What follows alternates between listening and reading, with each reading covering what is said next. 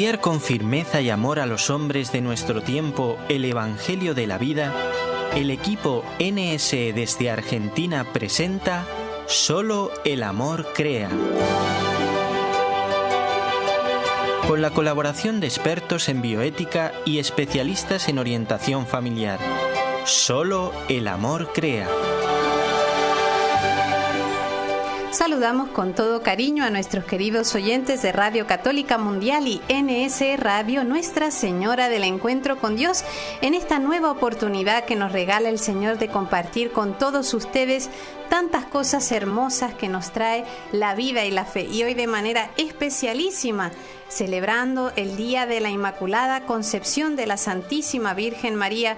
En muchos países del mundo se celebran hoy fiestas inmensas, la Virgen de Cacupé para todos los paraguayos. En Estados Unidos también, ella es la patrona de todos los Estados Unidos. Bueno, patrona de muchísimas ciudades, países, instituciones. Hoy en muchos países también los niños acostumbran a hacer la primera comunión. Hay personas que deciden casarse un día como hoy. La Virgen Santísima definitivamente es un gozo para todos los cristianos. También saludamos a nuestro operador técnico desde Alabama, Jorge Graña, quien nos conecta con ustedes, y a nuestra operadora técnica local en Buenos Aires, la hermana Ofelia Mesa. Desde la locución les saluda como siempre la hermana Omaris Ayala del equipo NSE desde Argentina. Primeramente queremos agradecer la multitud de oraciones, de buenos deseos que nos están haciendo llegar, que están realizando por nuestro padre Miguel Ángel Díaz, sacerdote de nuestra familia espiritual, afectado gravemente por la pandemia, por el virus, el coronavirus, justamente por atender a su ministerio sacerdotal a los enfermos. Él sigue en estado muy crítico, así que les pedimos que no nos dejen de acompañar, y de manera especial a él en este Día de la Inmaculada pidamos por su sanación, por la fortaleza de su espíritu y para que ante todo se cumpla la voluntad de Dios en su vida. Es un sacerdote que ustedes habrán escuchado muchas veces en la radio. Hemos puesto muchas conferencias de él, y que siempre ha estado muy enamorado justamente de la Santísima Virgen y de su apostolado por la salvación de las almas. Así que les pedimos de manera especial que no dejen de acompañarlo, especialmente hoy con sus oraciones. Bueno, queridos amigos, hoy, como ustedes se imaginarán, el tema es obligado, pero es una obligación que llevamos con mucho gusto, porque hoy vamos a hablar sobre la Santísima Virgen María. Nuestro padre Molina, el inspirador de NSE, nos decía: dice Dios de María, hermosa eres, amada mía, como Tirzá. Tirzá es una ciudad que significa apreciada, acepta, encantadora como Jerusalén. Jerusalén era el objeto del amor de Dios. Retira de mí tus ojos, porque me subyugan. Eso significa que la Virgen es poderosa ante Dios. ¿Quién es esta que surge cual la aurora? La aurora es toda promesa de un día, promesa de luz. Bella como la luna que es toda suavidad, refulgente como el sol, toda espléndida, imponente como batallones en orden de batalla, es decir, que ella es toda invencible. Una hermosa paráfrasis de este texto bíblico que nos hace la introducción del programa de hoy. Hoy vamos a hablar sobre ella. Y hablar sobre María es nunca acabar, porque hay tanto que decir, tanto que se puede expresar acerca de lo que es Dios en ella y que es ella para nosotros los cristianos. Justamente tenemos la alegría de tener con nosotros al padre José Marcone, quien pertenece al Instituto del Verbo Encarnado, y que nos va a hacer también un recuento, un poco de refrescar todas esas verdades que encierra este concepto de la Inmaculada Concepción de la Santísima Virgen. Padre, bienvenido a nuestro programa y gracias por aceptar nuestra invitación. Muchísimas gracias, hermana Omaris. Es un gusto para mí y estoy de acuerdo con usted de que nadie se cansa de hablar de la Virgen María. Los santos padres, sobre todo San Bernardo, decía en latín de María nunquam satis, es decir, de María nunca se dice lo suficiente, siempre se puede seguir alabándola. Así es, así es. Pues padre, yo creo que sería muy bueno comenzar con algo que puede parecer muy básico, que todos los cristianos deberíamos saber, pero que a veces se nos olvida o que tenemos conceptos un poco erróneos, confusos de qué significa o qué se celebra en esta fiesta de la Inmaculada Concepción de María. Bien, sí, yo creo que lo más fácil para entenderlo plenamente es hacer mención a la palabra misma, ¿no? Inmaculada. La palabra mácula en latín significa mancha. Y la palabra in es la negación. O sea, sin mancha, no mancha. Inmaculada quiere decir que no tiene mancha. Y concepción hace relación al momento en que María fue concebida en el seno de su madre. ¿Y a qué mancha se refiere esa palabra mácula? Se refiere a la mancha del pecado original con la que nace toda persona después del pecado de Adán y Eva. Por lo tanto, Inmaculada Concepción significa que María, desde el mismo instante de su concepción, se vio privada del pecado original. Ella no tuvo pecado original. Perfecto, padre. Y es bueno saber que es esa mancha, ¿no? Esa mancha que todos tenemos. Es decir, todos nacimos manchados. Sí, absolutamente. Con lunares o no por fuera, pero por dentro seguro. Sin la gracia de Dios. Sin la gracia. Padre, un poquito de historia también es interesante saber en qué momento se surge o se define este dogma, qué papa estaba en ese momento rigiendo la iglesia. Todo eso, un poquito de historia como para ubicarnos desde cuándo. Sí. A ver, cuando se define un dogma, no es que la iglesia lo descubre en el momento en que el dogma se define. Cuando la iglesia define un dogma, lo que hace simplemente es hacer seguro o hacer público algo que la iglesia ya creyó siempre.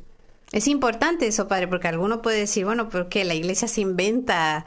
No sé, y ahora de ahora en adelante todo el mundo tiene que creer tal cosa, ¿no? Exactamente, no es así. Eso es muy importante y yo creo que ahora este es el momento de explicar cuáles son los fundamentos de cualquier dogma, no solamente del dogma de la Inmaculada, sino de cualquier dogma. Y esos fundamentos son, o sea, en primer lugar, la revelación divina es una revelación pública que es revelación de Dios. Y es Dios el que la revela. Esa revelación divina se hace a través de dos canales. Una es la Sagrada Escritura, la Biblia, y la otra es la Sagrada Tradición. Que es muy importante, porque la Sagrada Tradición, esto está afirmado claramente en el Concilio Vaticano II, en la Dei Verbum sobre la revelación divina, justamente, que es la Constitución sobre la revelación divina, en número 9. La Sagrada Tradición es aquello que el Espíritu Santo le reveló a los apóstoles de manera personal y que ellos transmitieron de manera oral. Por eso es que se dice, y es así, la Iglesia lo repite, que la revelación exactamente termina con la muerte del último apóstol, que fue San Juan. Por lo tanto, este número 9 de la Dei Verbum del Concilio Vaticano II dice, como conclusión, dice, por lo tanto, la Iglesia no tiene la certeza de la revelación solamente de la Sagrada Escritura. Porque la Sagrada Tradición también es fuente genuina de revelación divina. Padre, yo me voy a atrever a hacer una pregunta así un poco incisiva, ¿verdad? Porque uno dice, bueno, la Sagrada Escritura está escrito, de alguna manera se puede corroborar, porque hay escritos antiguos y uno dice, verá, lo que me están diciendo ahora está escrito y aquí hay un documento original que dice que es del año, de hace 2000 años, pero la tradición también hay gente que puede decir, bueno, pero qué sé yo si realmente lo que dijo el apóstol fue eso que me están transmitiendo a mí, ¿no? ¿Pudo haber alguna mutación en esa transmisión en medio de 2000 años de historia? Hay dos cosas importantes. La primera es lo que acabo de decir, es decir, que nosotros creemos el testimonio de los apóstoles y creemos como una revelación. Por lo tanto, la inspiración divina de la Sagrada Escritura la creemos a través de la Sagrada Tradición. Ya. Por eso, sin tradición no podemos afirmar que la Biblia es palabra de Dios.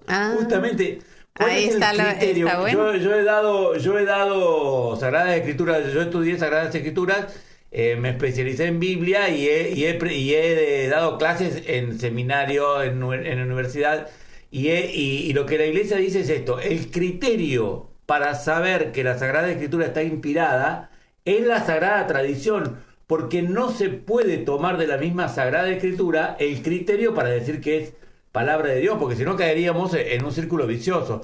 ¿Por qué la Biblia es palabra de Dios? ¿Por qué creo yo que la Biblia es palabra de Dios? Y porque lo dice la Biblia. Pero ¿y por qué crees? Porque es palabra de Dios. Entonces vos ya estás dando por supuesto algo que vos tenés que probar.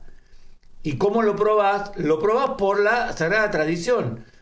Y acá viene, y acá se cierra el círculo, y es que Jesucristo fundó una sociedad para precisamente conservar y publicar esa revelación divina que se llama Iglesia Católica. Bárbaro. Entonces, la Iglesia Católica, que es infalible en todo lo que tenga que ver con fe y moral, es la que recibe. Por eso la Iglesia no crea nada. ¿Ves cómo estamos llegando a lo que usted había preguntado, hermana?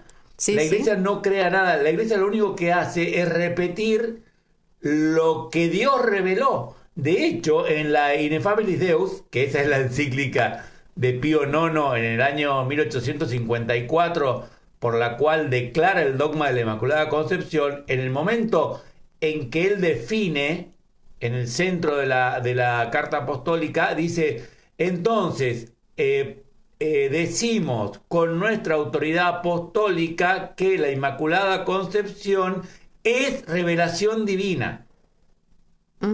Y ahí se ve lo del depósito de la fe, es decir, que la Iglesia custodia algo. Exactamente. Pero está buenísimo que lo explique así, padre, porque ¿qué pasa? Uno muchas veces escucha, bueno, personas ignorantes obviamente, pero nosotros también católicos ignorantes, como dice el refrán, futuros protestantes, ¿qué pasa? Decimos, no, es que eso se lo inventó un papa, y resulta que no vemos que no se pueden cambiar estas cosas, es simplemente un mantener y tratar de preservar en el tiempo eso que se nos regaló al principio cuando vino Jesucristo.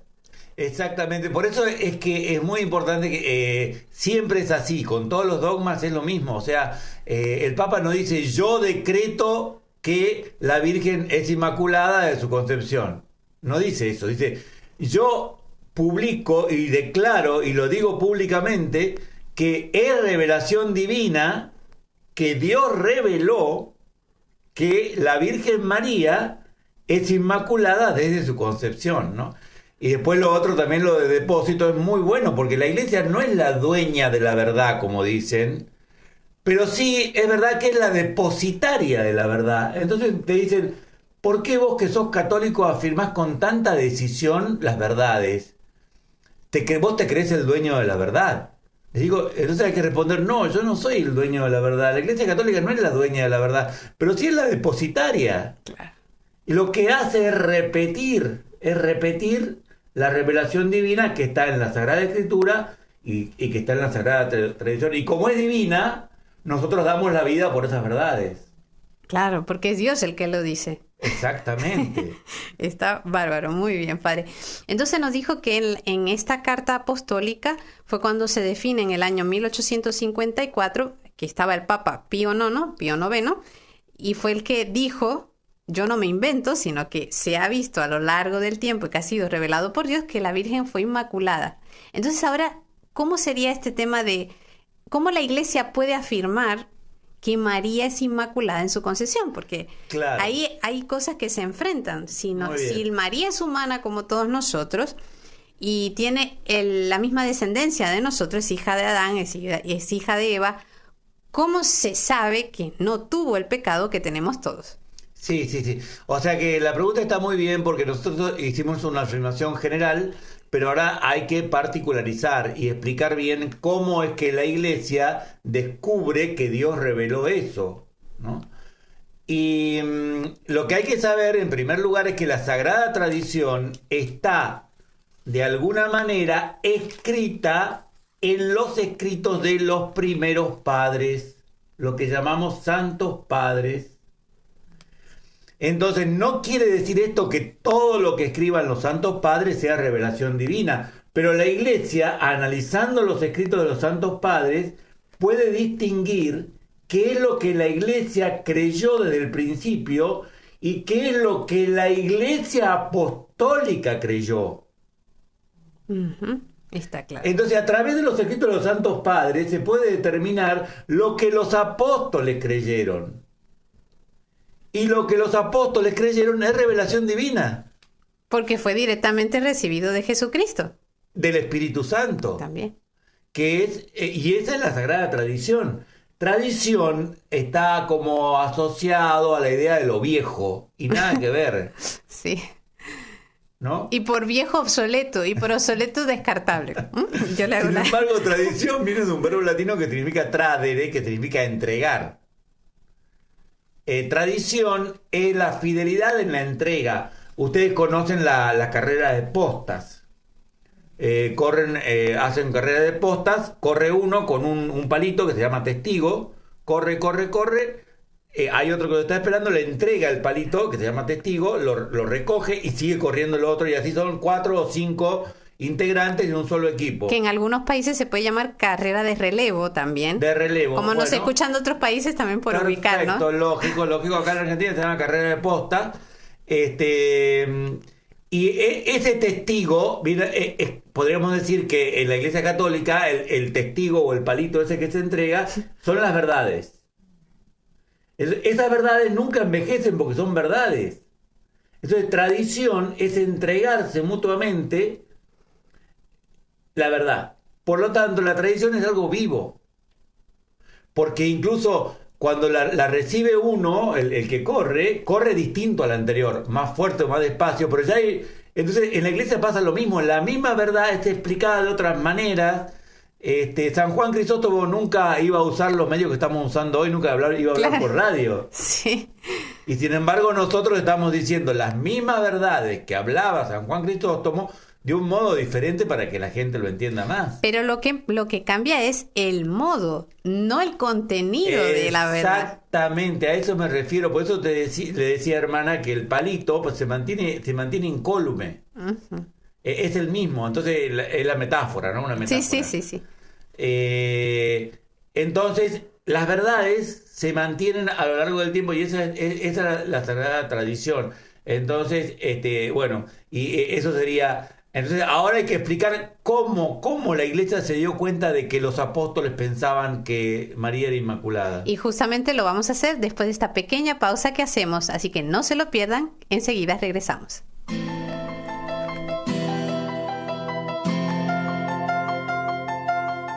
Estás escuchando Solo el Amor Crea, un programa del equipo NSE Nuestra Señora del Encuentro con Dios desde Buenos Aires, Argentina, para Radio Católica Mundial.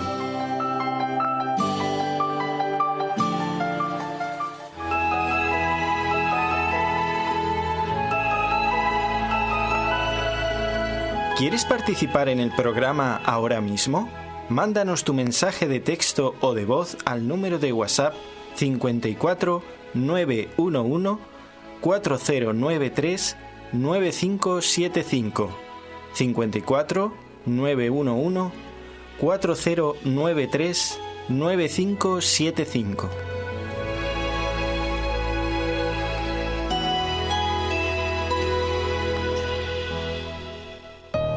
Continuamos, queridos amigos oyentes, en nuestro espacio de Solo el Amor Crea, hoy compartiendo con el padre José Marcone del Instituto del Verbo Encarnado, hablando sobre estas realidades tan apasionantes que a veces no sabemos, pero que así justamente en el programa vamos aprendiendo, vamos repasando, sobre la Inmaculada Concepción, fiesta grande, fiesta hermosa, el primer regalo que le hizo Dios a la Santísima Virgen, ser inmaculada en su concepción, y a raíz de ahí toda la catarata de gracias de las cuales también nosotros participamos.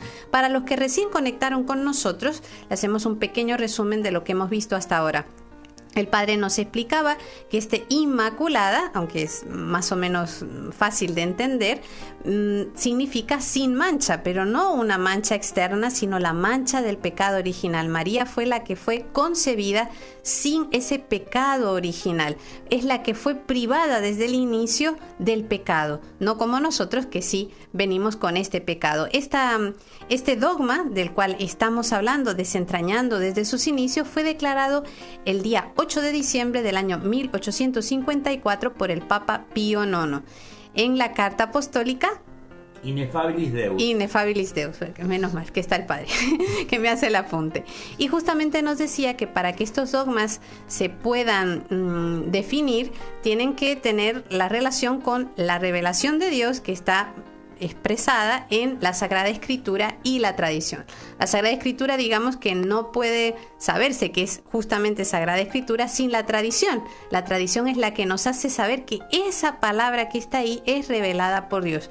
El criterio para saber que esa Sagrada Escritura es justamente Sagrada Escritura viene de la tradición, y que Jesucristo funda una sociedad para preservar y transmitir esta doctrina que le enseñó, que justamente es la Iglesia Católica. Y que la Iglesia no puede cambiar nada de esa verdad, solamente conserva ese depósito que se le confió. Y una cosa que me gustó mucho, que aprendí hoy con el padre, siempre se aprende en estos programas, no crean que uno lo sabe todo, uno también aprende, es que tradición significa la fidelidad a lo entregado.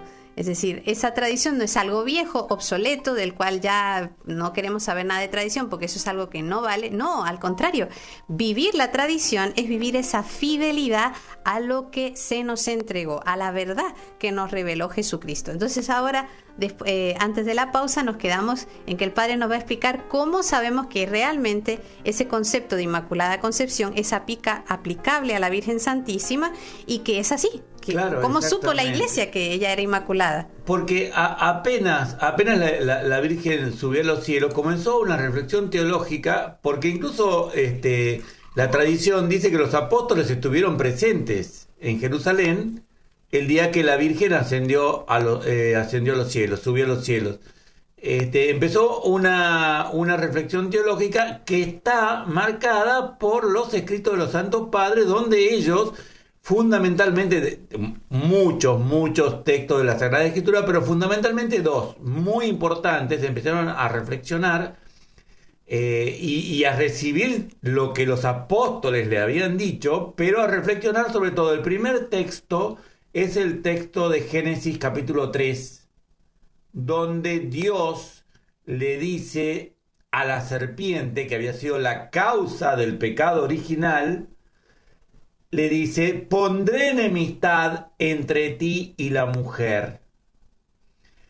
Tú tratarás de... pondré enemistad entre ti y la mujer, entre la descendencia de la mujer y la tuya. Tú tratarás de morderle el talón, pero ella y él te aplastarán la cabeza. Entonces, está clarísimo, y esto lo dice el Papa, ¿no? Lo dice el Papa Pío IX en su carta apostólica Ineffabilis Deus. Lo dice, está clarísimo que la descendencia de la mujer es Cristo. Eso no cabe ninguna duda. Claro. O sea, y eso está afirmado por todos los santos padres. Por lo tanto, la mujer no cabe ninguna duda que es la Virgen María. Eso lo dice el Papa, o sea, es la interpretación que la misma Iglesia hace. Y dice el Papa, hay algo ahí muy importante, y es que Dios dice: pondré enemistad entre ti y la mujer. Y dice, y esa enemistad, dice el Papa, tiene que ser completa desde el principio. Entonces, la reflexión que hacen todos los santos padres, y el Papa la asume, es que nunca tiene que haber habido amistad. Porque si la Virgen hubiera tenido pecado original, de alguna manera el diablo, por un tiempo al menos, hubiera triunfado sobre el alma de María. Porque algunos decían, no, lo que pasa es que la Virgen María, Dios, por una prerrogativa especial, le quitó el pecado original. Pero el dogma no dice eso, el dogma dice que nunca tuvo pecado original. Y uno de los fundamentos es ese, porque si pondré enemistad entre ti y la mujer, esa enemistad tiene que ser desde el principio. Y por lo tanto implica que María nunca estuvo bajo el poder. Claro. De otra, y otra consecuencia también es que si ella hubiera tenido el pecado original, no hubiera podido aplastarle con su talón la cabeza. Ajá. Claro, porque estaba si bajo no, su poder. Previamente, la serpiente hubiera aplastado con su talón el alma de María. Entonces, esa es la primera, ese es el primer fundamento. El primer fundamento de la Sagrada Escritura. Y el segundo fundamento muy importante, hay varios, pero padre, ese fundamento, o sea, uno lo puede poner también en el ejemplo de los enemigos, ¿no? Evidentemente, si yo estoy bajo un enemigo, no tengo fuerza para poder vencer. Exacto. Porque estoy bajo su imperio. Exacto. Entonces, es muy gráfico el ejemplo. Entonces, si yo soy enemigo desde el principio, quiere decir que siempre le pude. Siempre fue un vencido. Exactamente. Uy, el demonio tiene que estar rabioso cuando decimos esto. Siempre ha sido un vencido desde el principio. Totalmente, absolutamente. El otro dato escriturístico muy importante que también lo nombra el Papa, pero en este siglo XX-XXI se ha profundizado todavía más, porque en estos siglos se ha profundizado más el conocimiento del griego. Se ha profundizado más los originales griegos, que es otro signo de la tradición. La tradición es viva, entonces pasan los años y la tradición se hace más nueva. Porque dentro de la misma tradición, por ejemplo, el conocimiento de los idiomas se pone al servicio de la tradición. Claro. Sin cambiar las verdades, se las profundiza más. Bueno, el estudio del griego determina, que ya lo había dicho más o menos de una manera general el Papa, que cuando el ángel le dice, llena de gracia, Dios te salve María, Jaire María en griego, que jaritomene, le dice, alégrate María, llena de gracia, ese verbo, llena de gracia, nosotros traducimos con tres palabras, llena de gracia en griego es uno solo, que jaritomene. Y que implica una plenitud de gracia total. Desde el inicio, podríamos decir, entonces, desde la esencia. Total no solamente en cuanto a la cantidad, sino en cuanto al tiempo. Porque es una plenitud de gracia absoluta. Y bueno, acá voy a explicar un poquito. Usted, hermana Omari, me ha dicho que no usara muchos términos técnicos. No, pero así va bien, padre, lo vamos entendiendo. Uy, me mandó al frente, padre. La mandé al frente porque... pero no, voy a usar acá un término técnico porque es muy importante. Que jaritomene es un participio perfecto. El participio perfecto en griego, de los verbos terminados en o, porque este verbo jaritó, implican una plenitud en todo momento. Es decir, que siempre fue así, lo es en este momento y va a seguir siendo. Eso es una observación lingüística. Por lo tanto, como Dios se manifiesta a través de esa palabra, el llena de gracia implica una plenitud previa al momento en que se está hablando. Qué hermoso. Sí, y además hay otra cosa que es muy importante, y es que cuando el ángel la saluda, no le dice María, no le dice Jaire, le dice Jaire que jaritomene. Como si fuera su nombre. Como reemplaza el nombre. Ya se había dicho el nombre de María, pero Jaire que jaritomene. Entonces, al decirle que jaritomene como nombre, el nombre siempre manifiesta la naturaleza de las cosas. Y por lo tanto, la naturaleza de María, o sea, lo más esencial de María, según la palabra de Dios, es que jaritomene. Es que es llena de gracia como nombre. Nosotros podríamos decir, le estoy rezando a la llena de gracia, porque es el nombre de María. Entonces eso le da más fuerza todavía al hecho de que no tuvo pecado desde su concepción. Y bueno, entonces esos son los fundamentos escriturísticos, pero después además se demuestra cómo todos los santos padres siempre creyeron, al menos los principales, porque también hubo un poco de disidencia, pero los principales y de todos los lugares creyeron en la Inmaculada Concepción, y hay papas que han han tomado decisiones en contra de los que negaban la Inmaculada Concepción.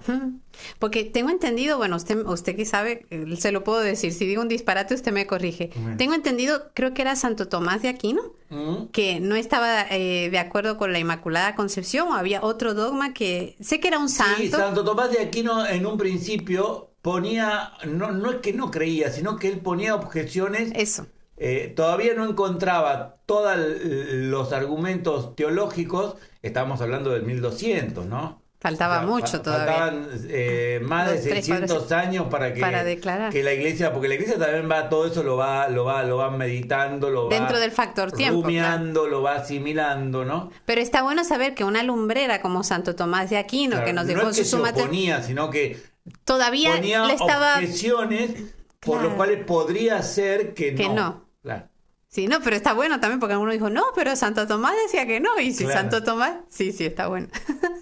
Pero bueno, está muy bien, no, por eso, entonces, pero bueno, a pesar de que Santo Tomás todavía no lo veía con absoluta claridad, sin embargo, el Papa va siguiendo toda la senda o la traza o la huella de la tradición y dice, no, la tradición, la sagrada tradición dice que María es inmaculada, por lo tanto yo hoy, 8 de diciembre de 1854, declaro que es revelación divina.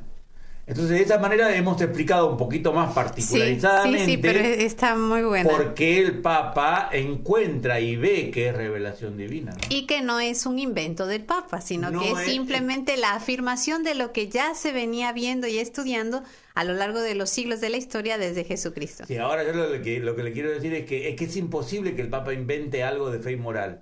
Es imposible porque hay un dogma, también es un dogma de la infalibilidad del Papa en materia de fe y moral. Uy, ese sería tema para otro programa, pero vamos a hacer una pequeña pausa y a ver cómo luego arreglamos para volverlo a traer en otro día. Volvemos enseguida. ¿Quieres escribirnos ahora mismo? Puedes hacerlo al correo nsargentina@nsradio.com.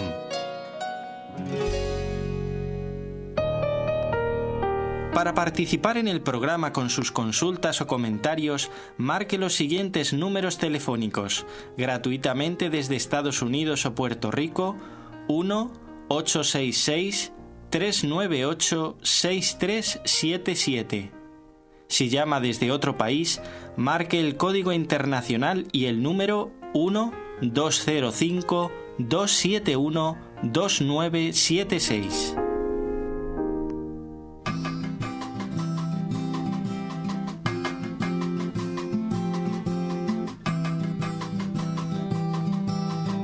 María Inmaculada, María Inmaculada,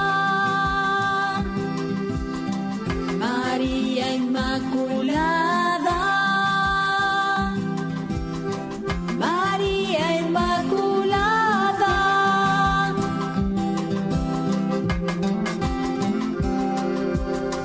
que sea humilde en pobreza, que sea limpia en bondad, y de mis obras belleza a un mundo que busca paz. Igual que tú te entregaste, fuerte mujer llena de gracia, quisiera yo entregarme en una vida sin mancha. María Inmaculada, María Inmaculada, María Inmaculada, María Inmaculada,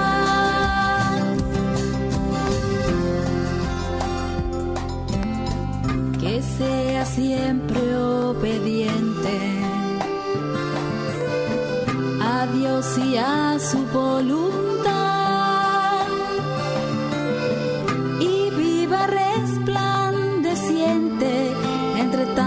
oscuridad. Igual que tú te entregaste, fuerte mujer llena de gracia, quisiera yo entregarme en una vida sin mancha. María Inmaculada, María Inmaculada, María Inmaculada, María Inmaculada.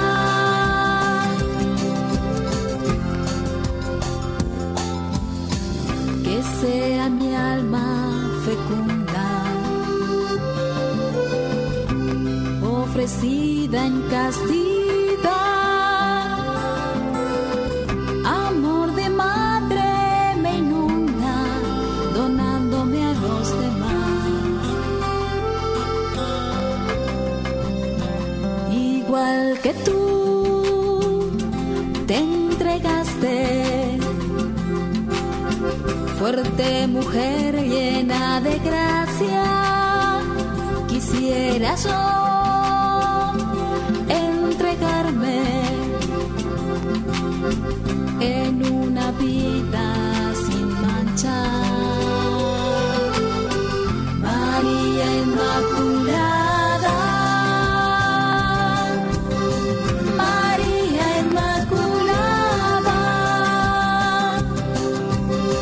María Inmaculada,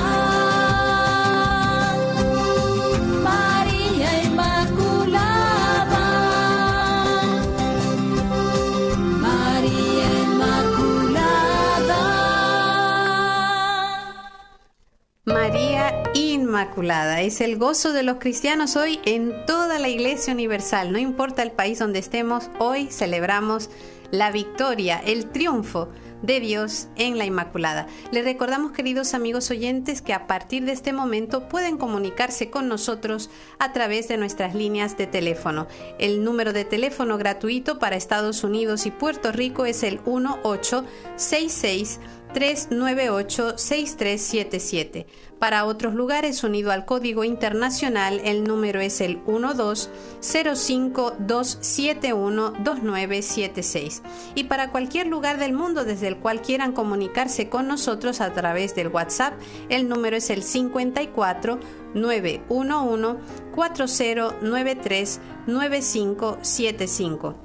54-911-4093-9571. Y estamos acá, queridos amigos, compartiendo un programa súper interesante con el padre José Marcone del Instituto del Verbo Encarnado. Nos están avisando que ya tenemos una llamada a través de nuestras líneas. Es desde Miami y nos está llamando Daniel, que quiere hacernos un comentario. Daniel, bienvenido a nuestro programa y adelante con su exhortación. Sí, buenos días.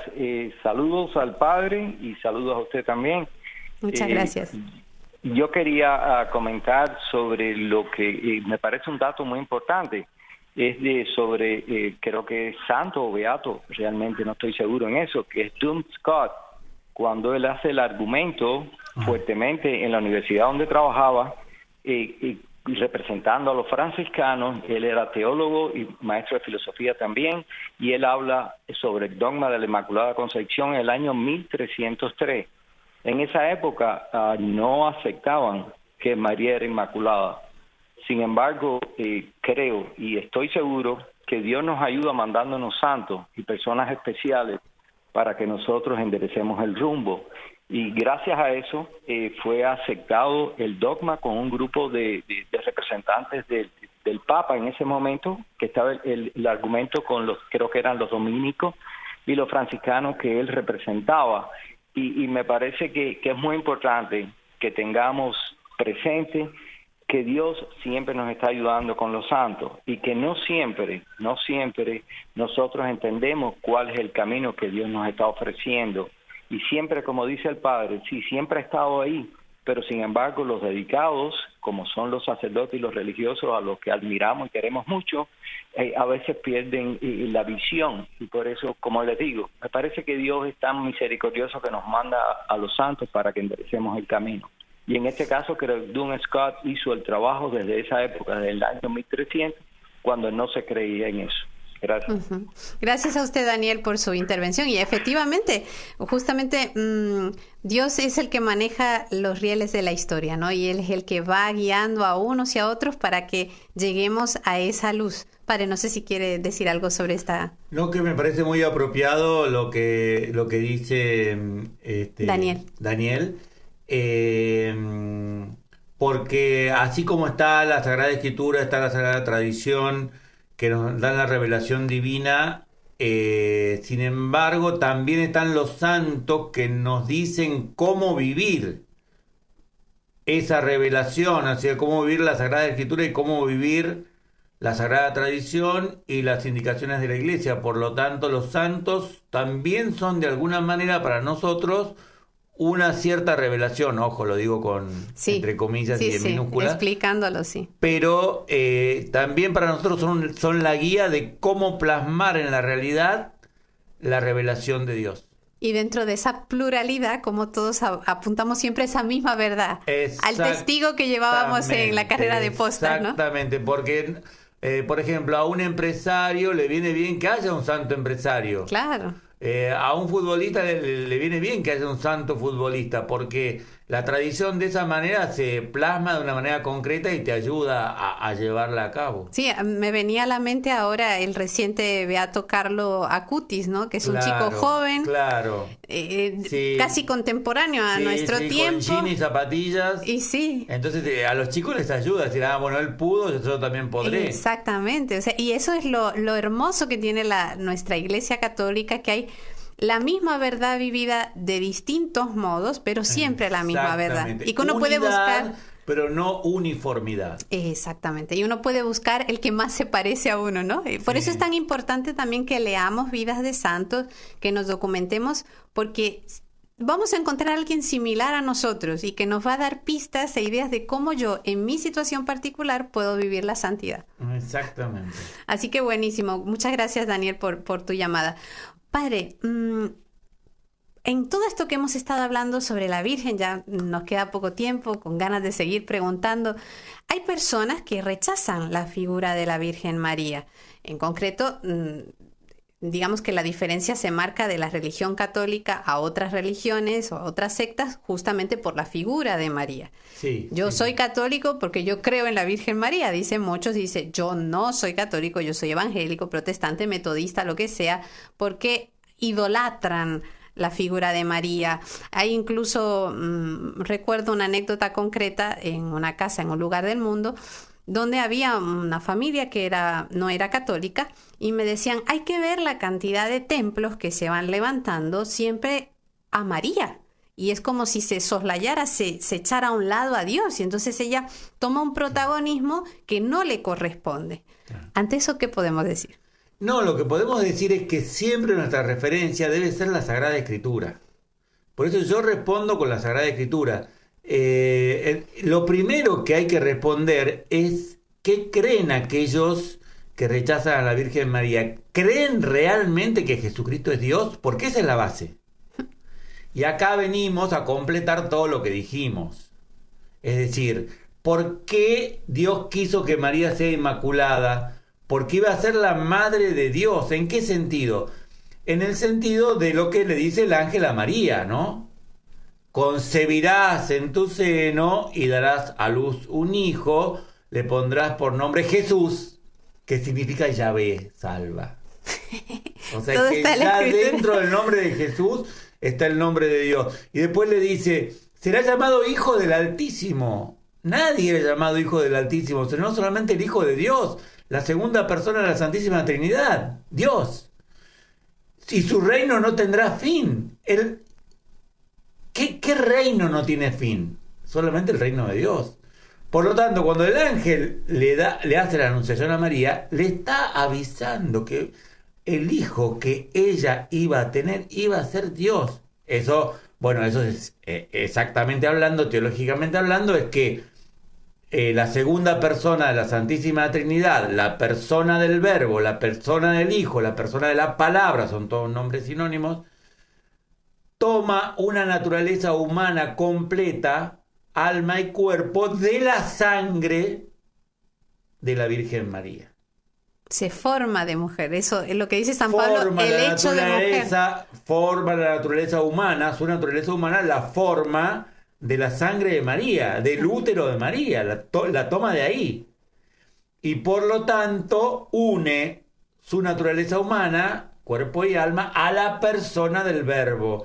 Y como lo que define a una persona es la persona, por lo tanto, Jesucristo es verdadero Dios y verdadero hombre, perfecto Dios y perfecto hombre. María es madre de la humanidad de Cristo, pero como la humanidad de Cristo está unida hipostáticamente, personalmente a la persona del Verbo, también perfectamente se puede decir que María es la madre de Dios. Entonces, ahí está la primera parte de mi respuesta. Es decir, ¿por qué hay personas que rechazan a la Virgen María? Mi primera respuesta es porque hay muchas personas que no son conscientes o se olvidan que Jesucristo es Dios. Porque cuando vos ves que Dios eligió a María para ser su madre, entonces, y después en segundo lugar, también es porque no conocen el Evangelio. Yo por eso, las personas evangélicas o que se dicen evangélicas, que rechazan a la Virgen María, yo lo primero que pienso es que no son evangélicas. Porque no conocen el Evangelio, claro. Porque no conocen el Evangelio. Lo que te acabo de decir, y después es muy importante el hecho de que Dios, cuando se habla de anunciación de la Virgen, hay que precisar, porque es anunciación y es misión, porque no fue un anuncio de algo que Dios decretó, sino que es el anuncio de una libertad de la Virgen María, porque le pidió el consentimiento. Y no lo hizo. Claro. ¿Cómo? Que no fue impuesto. No fue impuesto, fue una petición, una invitación. Recién cuando ella dice hágase, recién entonces el ángel se alejó. O sea que es una misión, es una vocación. Y por lo tanto, entonces, si Dios eligió a María para llegar al mundo y esperó el consentimiento de la Virgen María, no tenemos por qué pensar que Dios va a cambiar su modo de actuar.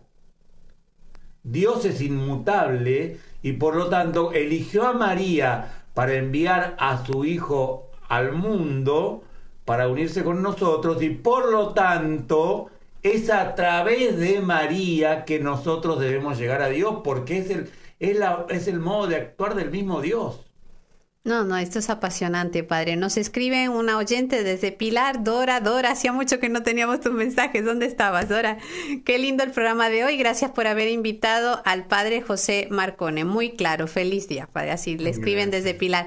Padre, nos quedan 6 minutos, yo sufriendo por todo lo que se me ocurre seguir preguntando, pero sí me gustaría preguntarle, como se habló del tema de los santos, los santos, la mayoría se distinguieron en ese amor a la Virgen Santísima, ¿no? Pero ¿cómo podemos hacer para que eso que ellos vivieron, se me viene a la mente un San Maximiliano María Kolbe que dedicó su vida a la Inmaculada, San Luis María Griñón de Montfort, quien fue, uno de los pioneros en cuanto a la consagración a la Santísima Virgen como esclavos de María? ¿Cómo podemos hacer para que eso lo vivamos nosotros? Porque uno dice, qué lindo, yo quisiera también ser súper devoto a la Virgen, pero ¿cómo hago para hacer? Sí. ¿Qué hay que hacer? Bueno, te voy a responder con los argumentos fundamentales de San Luis María Griñón de Montfort en el Tratado de la Verdadera Devoción, que lo asumió plenamente San Maximiliano Kolbe. Lo asumió plenamente porque San Maximiliano Kolbe también conoció a San Luis María Griñón de Montfort, conoció sus escritos. Y es esto, ellos dijeron de una manera muy simple, es así: nosotros para unir, el fin de la vida cristiana es unirse a Jesucristo. Ninguna duda, porque María, también hay que afirmarlo, es una criatura, no es Dios, es una criatura.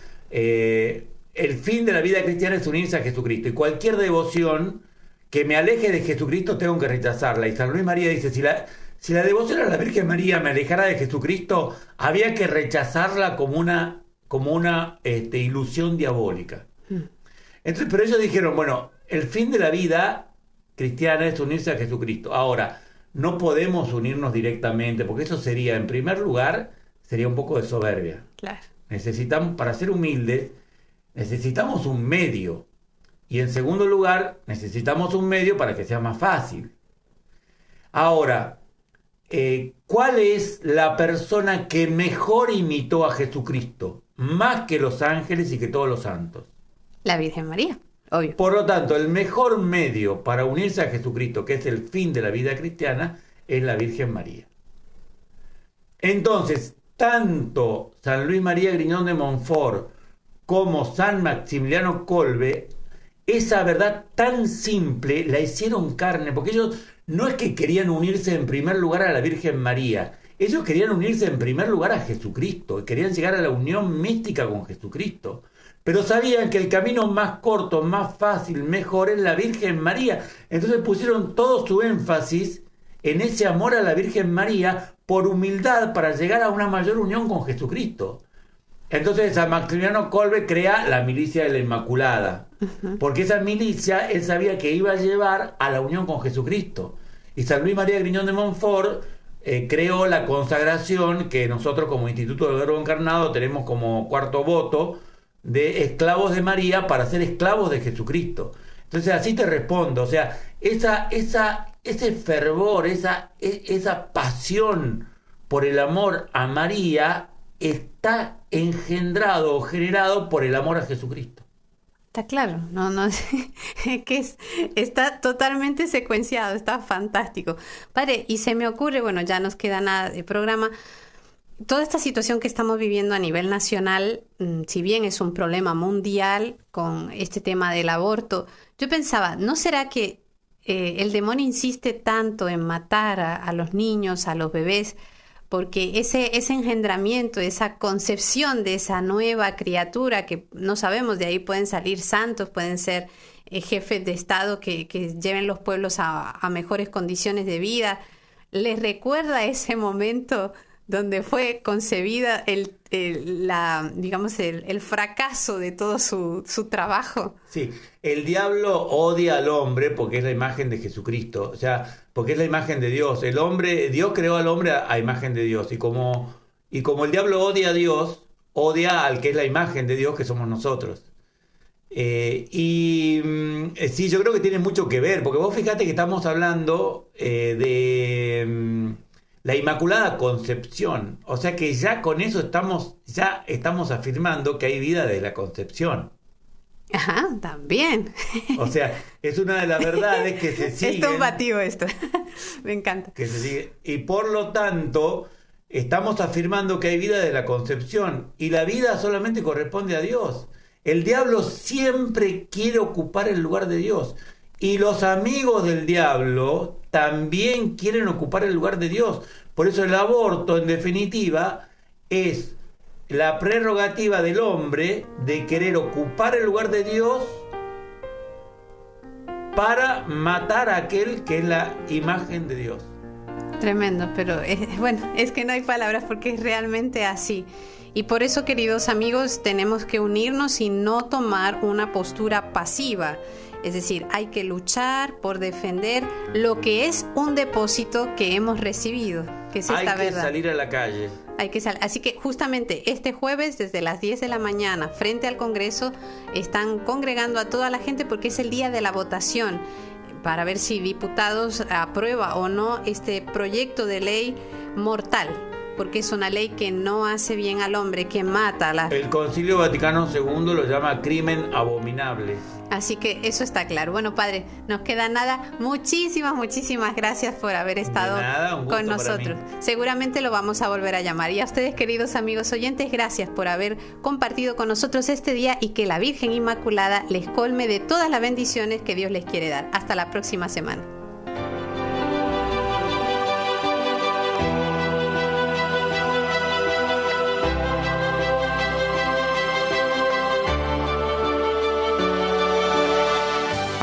anunciar con firmeza y amor a los hombres de nuestro tiempo el Evangelio de la vida, el equipo NSE desde Argentina presentó Solo el amor crea.